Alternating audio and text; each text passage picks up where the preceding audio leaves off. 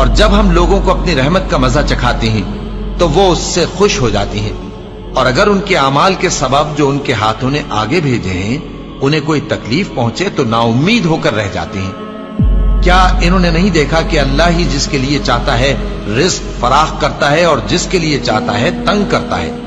بے شک اس میں ایمان لانے والوں کے لیے نشانیاں ہیں۔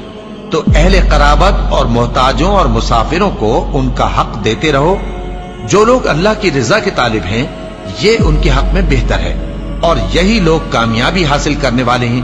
اور جو سود تم دیتے ہو کہ وہ لوگوں کے مال میں بڑھے تو اللہ کے نزدیک تو وہ بڑھتا بھی نہیں، اور جو تم زکات دیتے ہو اللہ کی رضامندی طلب کرتے ہوئے تو وہ موجب برکت ہے، اور ایسے ہی لوگ اپنے مال کو کئی گنا کرنے والے ہیں۔